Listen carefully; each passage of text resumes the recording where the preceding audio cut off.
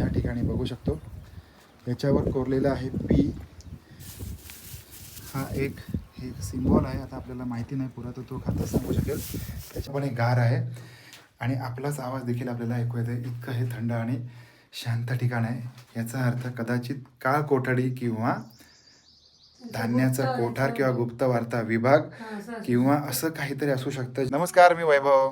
मी प्राजक्ता. आम्ही दोघेही आपल्या सगळ्यांचं स्वागत करतो. आम्ही आज आलेलो आहोत हिम्मतगडावरती. हिम्मतगड म्हणजे बाणकोटचा किल्ला. बाणकोटचा किल्ला. या किल्ल्यावरती आम्ही आलेलो आहोत. हा किल्ला आपण बघूया, एक्सप्लोर करूया, समजून घेऊया. या किल्ल्याचं ऐतिहासिकदृष्ट्या महत्त्व फारच आहे, कारण किल्ल्याच्या पश्चिम बाजूला अथांग असा पसरलेला अरबी समुद्र आहे आणि या अरबी समुद्रावरती तिसरा डोळा उघडून बसलेला हा किल्ला म्हणजे आपला हिम्मतगड. या संपूर्ण किल्ला आपण बघणार आहोत आमच्यासोबत. तर मग चला. नमस्कार मित्रांनो, नमस्कार, जय शिवराय सगळ्यांना. मी आणि प्राजक्ता आज उभे आहोत ते बाणकोटचा किल्ला म्हणजेच हिम्मतगडावरती. आपण मागे बघू शकता डौलाने फडकणारा भगवा ध्वज आणि हा किल्ला आपल्याला बरंच काही सांगून जातो. शिवाजी महाराजांच्या गडकिल्ल्यांचं बांधकाम इतकं मजबूत केलेलं असेल हे तुम्हाला हे बघूनच कळेल की आता किती 300-350 वर्षापूर्वीचं हे किल्ला आहे. तरी सुद्धा अजून त्याची तटबंदी बघा किंवा एकंदर बांधकाम एकही चिरा हल्लेला तुम्हाला दिसत नाही. इतकं मजबूत बांधकाम आहे. हेच तर यावेळेचं खासियत होती किंवा महाराजांची किंवा महाराजांच्या आत्ताच्या बिल्डिंग बांधल्या की 15 वर्षात रिनोव्हेशनला जातात. आज या गोष्टीला हा किल्ला साधारणपणे अगदी आपण पकडलं शिवाजी महाराजांच्या काळापासून आहे तरी सुद्धा 350 वर्ष किंवा त्यापेक्षा जास्त वर्ष या किल्ल्याला झाली असावीत. दुसरं म्हणजे ज्या वेळेला सिद्दी जोहरचं आक्रमण किंवा सिद्दी जोहरचा अंमल जंजिरा किल्ल्यावरती होता, त्यावेळेला मग या सगळ्या गोष्टींना धरून हा किल्ला अनन्यसाधारण असं महत्त्व त्यावेळेला देत होता. आता समोर आपण जाऊन बघूया. तोफ आहे आणि या किल्ल्यावरची तोफ दिमाखामध्ये असणारी तोफ, पश्चिम तटाकडे असणारी तोफ, पश्चिम तटाकडे तोंड करून आ वासून बघणारी तोफ आपण बघणार आहोत, जेणेकरून तुम्हाला या गोष्टींचं महत्त्व, ऐतिहासिक महत्त्व कळल्याशिवाय नक्कीच राहणार नाही.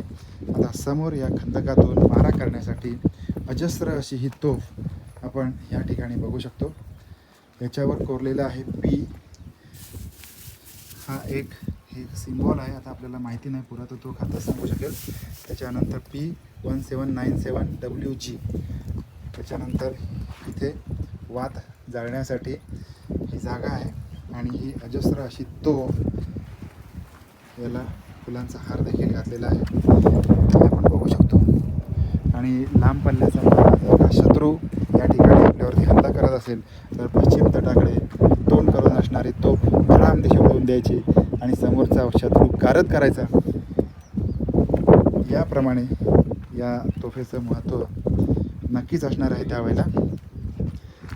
किल्ल्यावरची एक विशेष गोष्ट म्हणजे दुपारी 3 वाजताचं ऊन आहे, परंतु ते ऊन वाटत नाहीये कारण इतका वारा आहे. बरोबर. की छान गार वाऱ्याच्या झुळूक येत आहेत कंटिन्यू.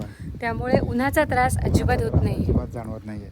असं ह्या किल्ल्याचं महत्त्व आहे. आपण या बाजूने बघू शकतो की हा किल्ला छोटेखानी किल्ला आहे, पण याचं ऐतिहासिक महत्त्व खूप आहे किंवा संरक्षणासाठी ज्या काही गोष्टी लागतात त्या सगळ्या गोष्टींनी अद्ययावत असा हा किल्ला असंच म्हणावं लागेल. आणि त्याचबरोबर आपल्या मराठी अभिमानाचा क्षण किंवा मराठी अभिमानाची गोष्ट ती म्हणजे आपल्या डौलाने फडकणारा भगवा ध्वज. आणि आज पश्चिम दिशेला तोंड करून हा भगवा ध्वज फडकत आहे. समोरचा ब्रिज रायगड आणि रत्नागिरी जिल्ह्याला जोडणारा असणार आहे. जर का तुम्ही कधी हरिहरेश्वर मध्ये येत असाल तर तुम्ही या ठिकाणी नक्कीच येऊ शकता. काही मिनिटांमध्ये तुम्ही पोहोचू शकता. त्याच्यामुळे पर्यटनाच्या दृष्टिकोनातून देखील येत्या काळामध्ये या किल्ल्याचं महत्त्व अनन्यसाधारण असं असणार आहे. अनेक लोक या किल्ल्यावरती पर्यटनासाठी येणार आहेत, महाराजांचं गतवैभव बघण्यासाठी येणार आहेत. बंदूक डागण्यासाठी जागोजागी अशा प्रकारे छोटी छोटी विवरं दिलेली आहेत. आणि पायवाट आहे या बाजूला, या बाजूला पायवाट देखील आहे. आणि खरंच विस्तीर्ण असा परिसर आहे. इथून सुद्धा टेहळणी बुरुज, इथून तुम्ही टेहळणी करू शकता. यासाठी छोटे छोटे खंदक तयार केलेले आहेत दरवाजाला. आणि आपण या किल्ल्याचा फेरफटका मारायला सुरुवात केलेली आहे. आपण गोष्ट करत होतो छत्रपती शिवाजी महाराजांच्या पराक्रमाची, त्याचबरोबर जे गतवैभव महाराजांनी आपल्या सगळ्यांना देऊन ठेवलेलं आहे. याबाबत जर का बोलायचं झालं तर महाराजांचा प्रत्येक गडकोट, प्रत्येक किल्ला हा आपल्या गतवैभवाची साक्ष देतो. आणि पुन्हा एकदा हा खंदक आणि आतमध्ये असणारी एक प्लॅस्टिकची बाटली, कृपा करून हा किल्ला स्वच्छ सुंदर एवढ्यासाठीच आहे की इथे पर्यटक फार कमी येतात. अनेक लोकांना या सगळ्या गोष्टी माहिती असतात. आता आपण या किल्ल्याच्या अगदी उंच ठिकाणी आलेलो आहोत आणि इथून आपण या सगळ्या गोष्टी बघू शकतो. मोठे मोठे दगड आणि हे किल्ल्याचं बांधकाम, खालच्या बाजूला संपूर्ण किल्ला आणि आतमध्ये हा चौथरा.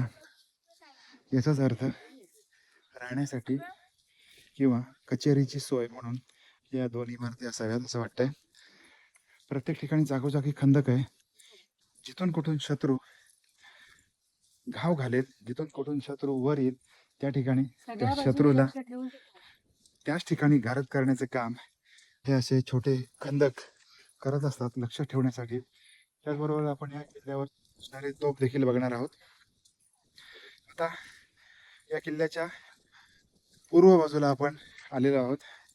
समोरच्या बाजूला हे बाणकोट गाव आहे आणि आपण आलेलो आहोत किल्ल्याच्या पूर्व बाजूला. हे सगळं तुम्ही बघून घ्या. समोर फडकणारा भगवा ध्वज देखील दिसत आहे आणि इथून तुम्ही याची खोली बघू शकता. मी आणि प्राजक्ता आज या हिम्मतगडावरती आलो आणि त्याच्यातली एक खूप महत्त्वाची गोष्ट आम्हाला दिसली, ती तुम्हाला दाखवतो. कारण किल्ले फिरता त्यावेळेला तुम्हाला काही गोष्टी आपण अशा विसरतो की आपल्या पटकन लक्षात येत नाहीत. पण हिम्मतगडावरची एक गोष्ट ही मला ॲक्च्युली प्राजक्ताने दाखवली की इथे खाली काहीतरी आहे, ते मी तुम्हाला पटकन दाखवतो आणि तुम्ही सांगा की याच्यामध्ये काय वैशिष्ट्य आहे. किंवा इतर किल्ल्यांवरती जिथे तुम्ही फिरता तिथे तुम्हाला असा खंदक दिसला का? किल्ल्याच्या पश्चिमी तटाकडे असा हा खंदक आहे. हा पश्चिमी दरवाजा आहे आणि असा हा खंदक आहे. आणि आपण खाली जाऊया. एक एक पायरी उतरत आपण खाली जातो. याचा तीव्र असा उतार बघू शकता. आणि या किल्ल्याचं ऐतिहासिक महत्त्व सागरी तटांच्या संरक्षणासाठी म्हणून अनन्यसाधारण असं महत्त्व होतं. आणि सहसा हा किल्ला बऱ्यापैकी दुर्लक्षित आहेत, प्रेक्षक येत नाहीत. त्याच्यामुळे आपण हा जाणून बुजून हा किल्ला निवडलेला आहे. हे बघा, हा किल्ल्याच्या पश्चिमी तटाकडचा आणखीन एक खालचा दरवाजा आहे. त्याच्यानंतर आपण अजून थोडं पुढे जाऊया. अजून आपण पुढे जाऊन बघितलं तर हे असं एक खिंडार आहे जी अगदी किल्ल्याच्या पश्चिम तटाकडच्या बाजूला आहे. आणि आपण म्हटल्याप्रमाणे हा किल्ल्याचा पश्चिमी दरवाजा हा बाले दरवाजा आहे. हे सुद्धा आपण बघू शकतो. बापरे, इट्स अ डेंजरस. आपण पूर्णपणे किल्ल्याच्या पश्चिम तटाला आलो या दरवाजामधून. हे बघू शकता. बापरे बाप, खतरनाक आहे सगळं, खतरनाक. प्राजक्ता देखील खाली उतरते. ती खाली आल्यानंतर तिला देखील अचंबित होणारं असं ती जागा मी तिला दाखवतो. किती उंच आहे हे बघा. आणि कमेंटमध्ये जय शिवराय असं देखील लिहा. कोणी विचार केला नसेल किंवा विचार करू शकत नसेल असं हे ठिकाण आहे. हे बघ, हे बघ, हा खंदक आहे. बापरे, पश्चिमी तटाकडे असलेला खंदक. आणि उंचावरून तुम्ही खाली येता, चारी बाजूला तुमच्या उंच असा तट आहे. काळ कोठडी वगैरे असं आहे बहुतेक त्यांचं. हा बहुतेक काळ कोठडी वगैरे असाच काहीतरी प्रकार दिसतो. आतमध्ये पूर्णपणे थंड हवा आहे, पूर्णपणे गार आहे आणि आपलाच आवाज देखील आपल्याला ऐकू येते. इतकं हे थंड आणि शांत ठिकाण आहे. याचा अर्थ कदाचित काळ कोठडी किंवा धान्याचा कोठार किंवा गुप्त वार्ता विभाग किंवा असं काहीतरी असू शकतं जे गुप्त पद्धतीने या ठिकाणी केलं जातं. हे बघून घ्या. आणि तुम्ही येणार असाल हिम्मतगडावरती म्हणजेच ह्या बाणकोट गावामधल्या किल्ल्यावरती तर नक्कीच या. हा भाग बघितल्यानंतर आपण हळूहळू वरती जाऊया. केअरफुली येणं गरजेचं आहे. एकदम जरा जरी तोल गेला तरी डायरेक्ट खाली. हां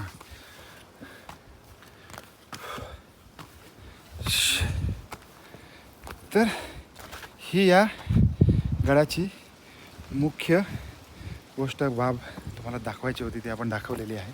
या भगवा ध्वजाच्या साक्षीने या व्हिडिओला आपण सांगता करत आहोत. या व्हिडिओचा आपण एंड करत आहोत. जसं जमलं त्याप्रमाणे आपण ही किल्ल्याची माहिती तुमच्यापुढे मांडण्याचा प्रयत्न केलेला आहे. याच्यामध्ये अजूनही अधिक माहिती असते. इतिहासकारांची जाणकारांची मतं असतात. या संपूर्ण मतांचा आदर करून ते सादर केलेले विवेचन हे फक्त माहिती स्वरूपामध्ये होते. यामध्ये अधिक माहिती किंवा गूढ माहिती, विस्तृत माहिती नक्कीच असू शकते.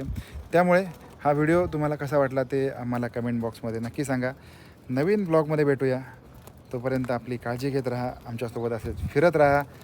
जय शिवराय. जय शिवराय.